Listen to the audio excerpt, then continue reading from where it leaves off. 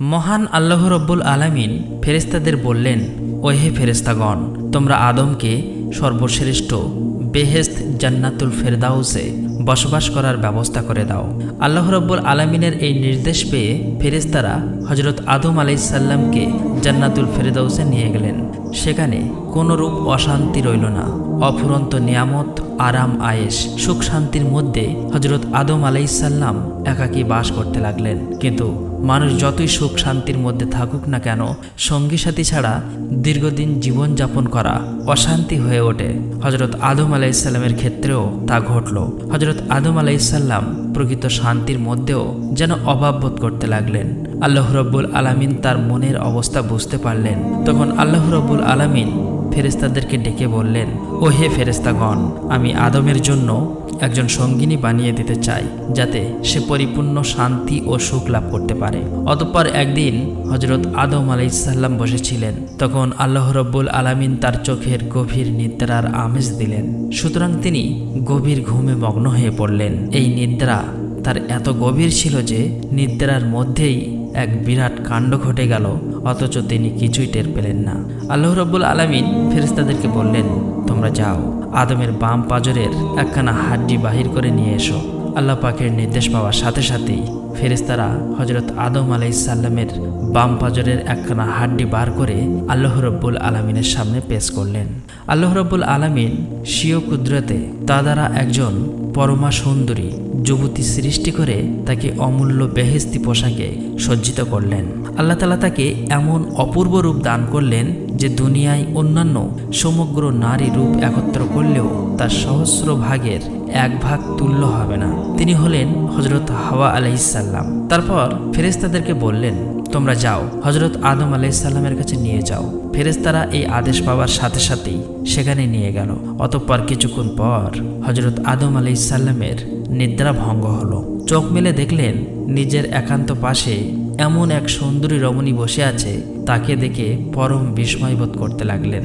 তার মনে প্রশ্ন জাগল, কে এই সুন্দরী রমণী?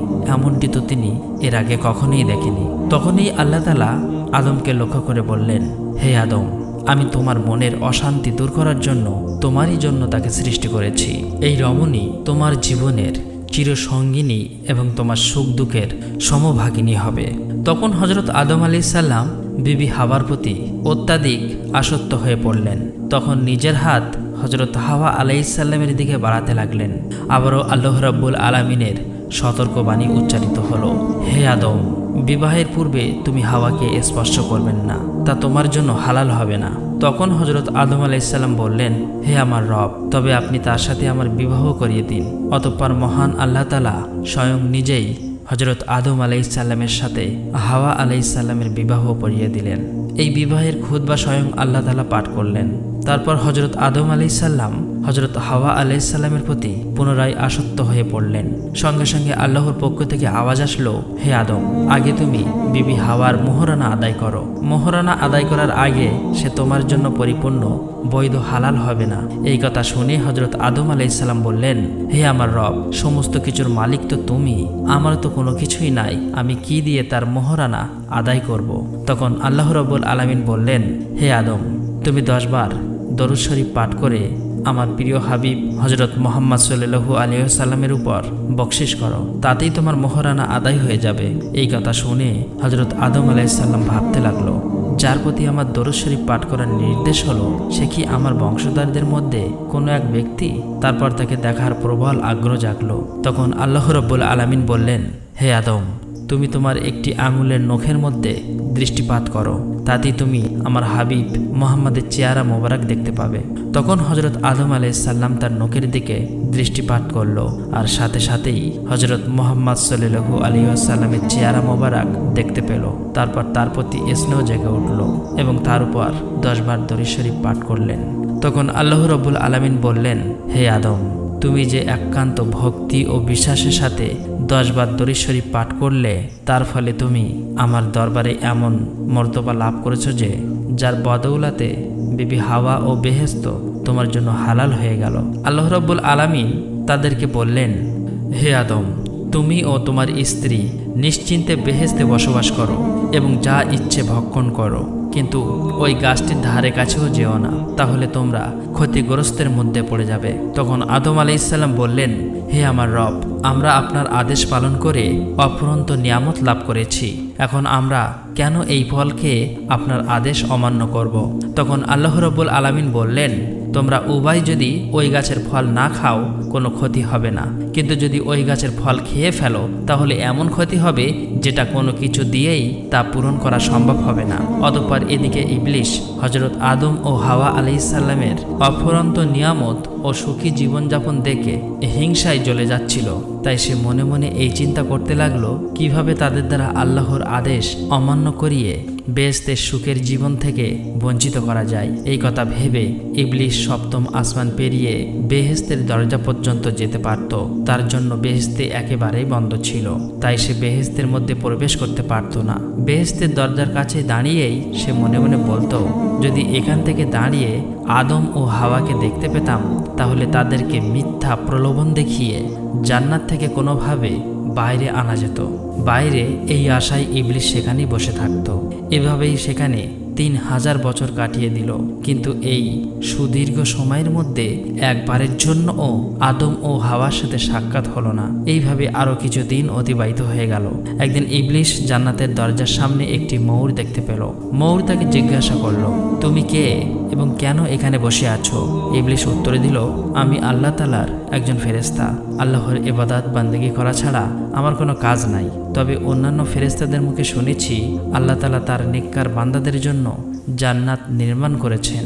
তার ভিতরে এমন সব অপূর্ব অফুরন্ত নিয়ামত আছে যা কল্পনা করাও সম্ভব নয়। আমি যদি জান্নাতের ভিতরে একটি বারের জন্য যেতে পারতাম, দু চোখ ভরে দেখতে পারতাম, তাহলে জীবন ধন্য হয়ে যেত।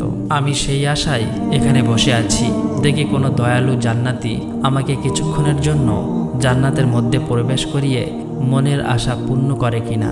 ওহে ময়ূর, তুমি কি আমার মনের আশা পূর্ণ করবে? ময়ূর বলল, আমার দ্বারা কোনো মতেই সম্ভব নয়, কেননা বাইরে থেকে কাউকে জান্নাতের মধ্যে প্রবেশ করা সম্পূর্ণ নিষেধ। অতএব আমার এমন কোনো সাধ্য নাই যে আমি তোমাকে জান্নাতের মধ্যে নিয়ে যাব। তখন ইবলিস ছলনা করে বলল, ওহে ময়ূর, তুমি যদি আমার মনের আশা পূর্ণ করো তাহলে আমি তোমাকে এমন 3টি দোয়া শিখিয়ে দেব যার দ্বারা 3টি অমূল্য বস্তু লাভ করবে। ময়ূর তখন লোভের বশবর্তী হয়ে বলল, কি এমন অমূল্য বস্তু? ইবলিস বলল, প্রথমত, সারা জীবন তুমি কখনো বৃদ্ধ হবে না। দ্বিতীয়ত, তুমি সারা জীবন অমর হয়ে যাবে, তোমার মৃত্যু হবে না। তৃতীয়ত, অনন্ত জীবন তুমি জান্নাতে অবস্থান করবে। তখন ময়ূর ইবলিসের ধোঁকায় পড়ে গেল। সে বলল, দেখো বন্ধু, আমি ইচ্ছা করলেও তোমাকে জান্নাতের ভিতরে প্রবেশ করতে পারবো না। তবে আমার এক সাপ বন্ধু আছে, তাকে বলে দেখি সে তোমার মনের আশা পূর্ণ করতে পারে কিনা। তুমি এখানে অপেক্ষা করো। এই কথা বলে ময়ূর সাপের নিকট উপস্থিত হয়ে বলল, বন্ধু, জান্নাতের দরজার সামনে একজন ফেরেশতা বসে আছে। তার মনে প্রবল ইচ্ছা একটি বারের জন্য জান্নাত দেখবে। তুমি যদি তার মনের আশা পূর্ণ করতে পারো, তার ফলে তোমাকে এমন 3টি দোয়া শিখিয়ে দেবে যার বদৌলতে তুমি 3টি অমূল্য বস্তু অর্জন করবে, যেটা কোনো রকম চেষ্টা সাধ্য দিয়েও অর্জন করা সম্ভব নয়। তারপর সেই 3টি জিনিসের কথা বললেন। এই কথা শুনে সাপও লোভের বশবর্তী হয়ে ইবলিসের ধোঁকায় পড়ে গেল। অতঃপর তারা দুজন জান্নাতের দরজার কাছে এসে উপস্থিত হলো। ফেরেশতারূপী ইবলিসকে দেখে বলল, ওহে বন্ধু, তোমার নাকি একটি বারের জন্য জান্নাতে প্রবেশ করার প্রবল ইচ্ছা, যার ফলে নাকি 3টি মূল্যবান দোয়া শিখিয়ে দেবে। যদি তাই হয় তাহলে আগে 3টি দোয়া শিখিয়ে দাও, তাহলে তোমাকে জান্নাতের মধ্যে প্রবেশ করাবো। তখন ইবলিস বলল, আমি শপথ করে বলছি, আমি তোমাদের 3টি দোয়া শিখিয়ে দেব। অনুরূপ অন্যায় করব না। একটি বারের জন্য 2 নয়ন ভরে জান্নাতের অপরূপ সৌন্দর্য উপভোগ করে আমার জীবন সার্থক হতে দাও। তারপর পরম সুখে তোমাদের 3টি দোয়া শিখিয়ে দেব। তোমরা কোনো সন্দেহ করো না। তখন সাপ বলল, বাইরে থেকে কাউকে জান্নাতে প্রবেশ করানোর অনুমতি নেই। তবে তুমি যদি জান্নাত দেখতে চাও তবে অত্যন্ত গোপনীয় কাজ করতে হবে, নয়তো এই ঘটনা প্রকাশ পেলে আমাকে চরম শাস্তি ভোগ করতে হবে। আচ্ছা, এক কাজ করো, আমি মুখ আহা করছি, তুমি আমার মুখের মধ্যে এসে বসো। তখন ইবলিস তার কথা মতো মুখের মধ্যে প্রবেশ করলো। অতঃপর ময়ূর এসে সাপটিকে জান্নাতের ভিতরে সেই গন্ধম গাছের কাছে যেতে সাহায্য করলো। সাপটি শয়তান ইবলিসকে গন্ধম গাছের নিকটে নিয়ে গেল। শয়তান ইবলিস খুব তাড়াতাড়ি তার মুখের ভেতর থেকে বার হয়ে এলো এবং ফেরেশতাদের রূপ ধারণ করে কাঁদতে শুরু করলো। কিন্তু সাপটি তার এই ঘটনা প্রকাশ হবার ভয়ে সেখান থেকে তাড়াতাড়ি সরে পড়ল। 3টি দোয়া শেখার সাহস হলো না। ঠিক ওই সময় হযরত আদম ও হাওয়া আলাইহিস সালাম কিছুটা দূরে ভ্রমণ করছিলেন। দূর থেকে গন্ধম গাছের কাছে এক ব্যক্তির কান্নার আওয়াজ শুনে তারা অবাক হলেন এবং বলতে লাগলেন, জান্নাত এমন এক জায়গা যেখানে অপুরন্ত নিয়ামত ও সুখ স্বাচ্ছন্দ্য আছে। এখানে তো দুঃখ কান্নার কোনো জায়গাই নাই, তাহলে সেখানে এই ব্যক্তি কাঁদছে কেন? অতঃপর তারা কৌতূহলবশত এই গন্ধম গাছের নিকট উপস্থিত হয়ে দেখলেন একজন ফেরেশতা কাঁদছে। এটা দেখে তারা জিজ্ঞাসা করল, আপনি কাঁদছেন কেন? ফেরেশতার রূপ ধারণকারী ইবলিশ বলল, দেখুন, এটি একটি অত্যন্ত গোপনীয় বিষয়। স্বয়ং আল্লাহ গোপন রেখেছেন। আমার পক্ষে তা প্রকাশ করা উচিত হবে না, কিন্তু যখন আপনাদের ভবিষ্যতের কথা মনে পড়ছে তখন আমার হৃদয় এমনভাবে ব্যতীত হয়ে উঠেছে যে এই গোপন বিষয়টি সঙ্গে সঙ্গে প্রকাশ করতে ইচ্ছা হচ্ছে। তখন হযরত আদম আলাইহিস সালাম জিজ্ঞাসা করলেন, কি এমন বিষয়? তখন ইবলিশ ছলনা করে কাঁদতে কাঁদতে বললেন, আল্লাহ তাআলা আপনাদের অপুরন্ত নিয়ামত ও সুখ স্বাচ্ছন্দ্য ভোগ করতে দিয়েছেন ঠিকই, কিন্তু এই গন্ধম বৃক্ষের ফল খেতে নিষেধ করেছেন কেন? এটা কি আপনাদের জানা আছে? তখন হযরত আদম আলাইহিস সালাম বললেন, তা আমরা জানবো কিভাবে? আর সেটা জেনেও আমাদের দরকার নেই। আমাদের উচিত আল্লাহর নির্দেশ পালন করা। মহান আল্লাহ আমাদের এই ফল খেতে নিষেধ করেছেন। এই আদেশ পালন করার জন্য এটা থেকে বিরত আছি। ইবলিশ বলল, কিন্তু কারণটি আমি জানি। আপনাদের কষ্ট দুঃখের কথা মনে পড়তেই আমি এই কথাটি বলতে চাই। গন্ধম এমন একটি ফল যে এটা খেয়ে নিবে সে চিরদিন জান্নাতে থাকতে সক্ষম হবে। যদি আল্লাহ তাকে জান্নাত থেকে বার করতে চান তবে তার পক্ষেও সম্ভব হবে না। আপনাদেরকে জান্নাতে রাখা হয়েছে কিছু দিনের জন্য, শীঘ্রই এখান থেকে বার করে দেওয়া হবে।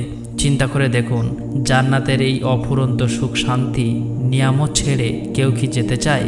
অতএব আমি আপনাদেরকে সুপরামর্শ দিচ্ছি, খুব শীঘ্রই গন্ধম ফল খেয়ে জান্নাতে নিজেদের ঠিকানা স্থায়ী পাকাপোক্ত করিয়ে নেন। ইবলিশের কথা শুনে হযরত আদম আলাইহিস সালাম সন্দেহ করে বললেন, নিশ্চয়ই তুমি আমাদের পরম শত্রু ইবলিশ ছাড়া আর কেউ না। না হলে আল্লাহর আদেশ অমান্য করতে পরামর্শ দিচ্ছ? এখনই তুমি আমাদের চোখের সামনে থেকে দূর হও।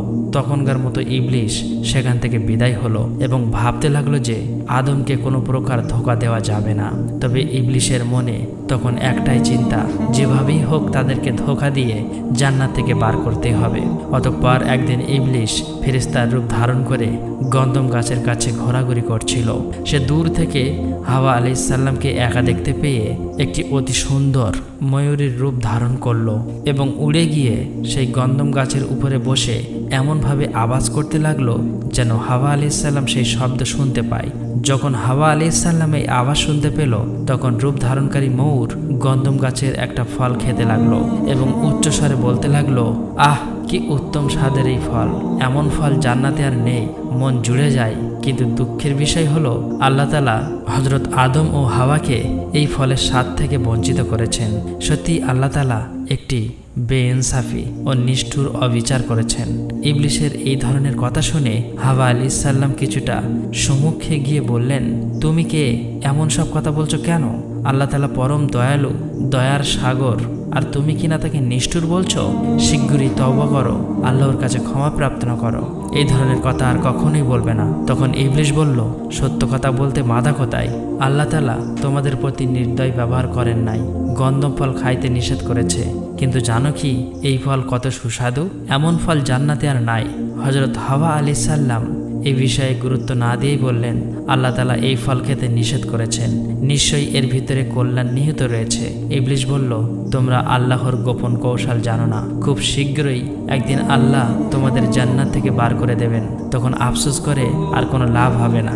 জান্নাত থেকে বার হওয়ার কথা শুনে হাওয়া আলাইহিস সালাম চমকে উঠলেন এবং বললেন, আল্লাহ তাআলা আমাদেরকে বার করে দেবেন কেন? ইবলিশ বলল, সেই কথাই তো আমি তোমাদেরকে বলতে চাইছিলাম, কিন্তু দেখলাম তোমরা যখন আমার কথায় কোনো মূল্যই দিচ্ছ না, তা বলে আর লাভ কি?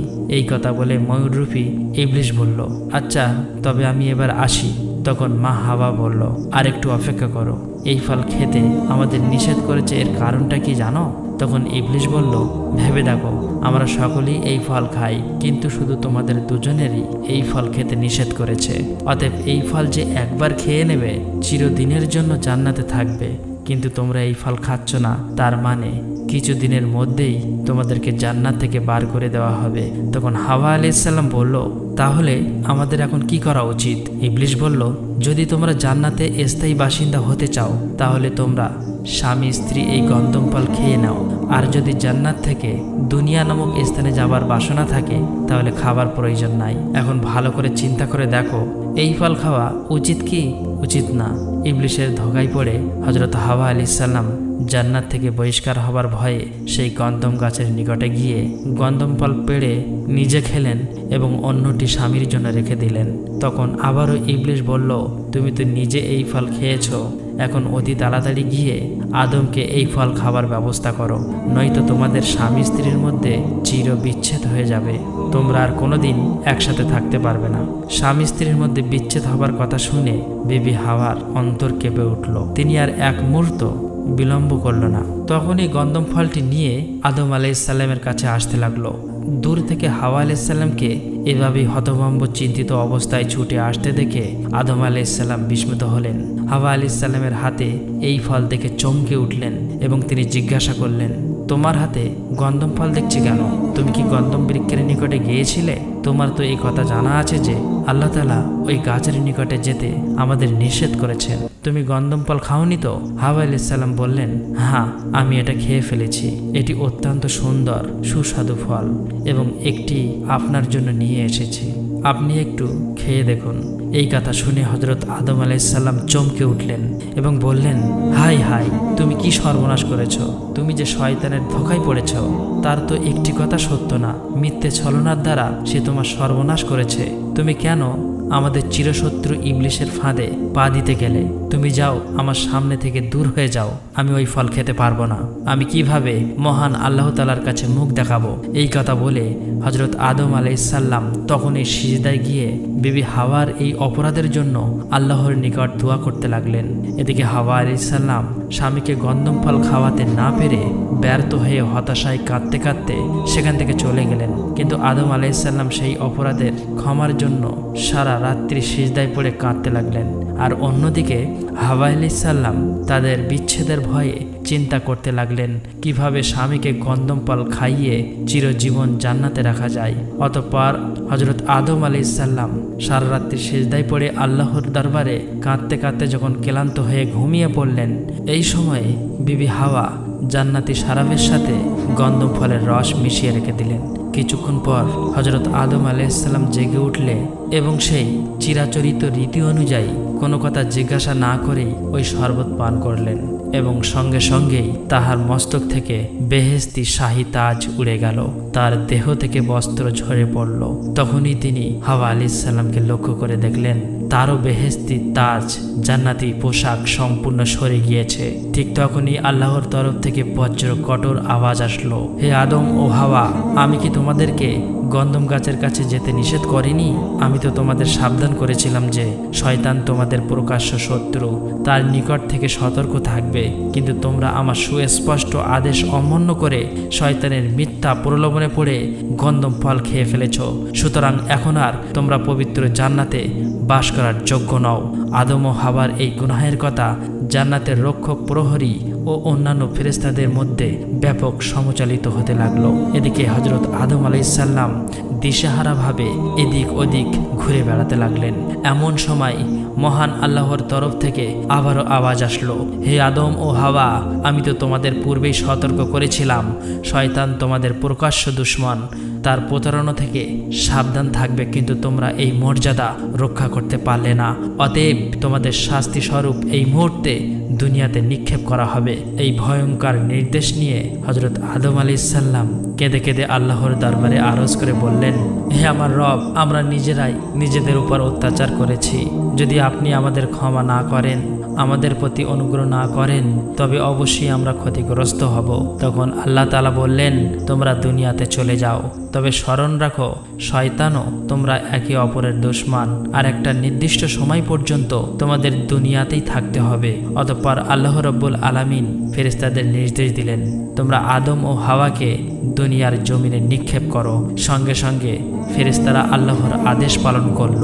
তখন ফেরেশতারা হযরত আদম আলাইহিসসালামকে সিংহল নামক দ্বীপে নামিয়ে দিলেন, আর বিবি হাওয়াকে নামিয়ে দিলেন জেদ্দা শহরে। অতঃপর আল্লাহ রাব্বুল আলামিন ময়ূরকে লক্ষ্য করে বললেন, তুমি জানতে আমার অনুমতি ছাড়া কাউকে জান্নাতে প্রবেশ করতে দেওয়া হয় না, তবুও তুমি ইবলিসকে সাহায্য করেছো, তার শাস্তি স্বরূপ তোমাকে আর জান্নাতে থাকতে দেওয়া হবে না। তোমার দেহের অতুলনীয় সৌন্দর্য কমিয়ে দেওয়া হবে। তোমার 600 ডানার মধ্যে মাত্র 2টি ডানা রেখে সবগুলি ছিঁড়ে ফেলা হবে। তোমার 2 পায়ের সৌন্দর্য সর্বাধিক, কিন্তু তা নষ্ট করে কুৎসিত করে দেওয়া হবে। অতঃপর আল্লাহ রাব্বুল আলামিন ফেরেশতাদেরকে বললেন, তোমরা ময়ূরকে জান্নাত থেকে বার করে দুনিয়ায় কাবুল নামক স্থানে নিক্ষেপ করো।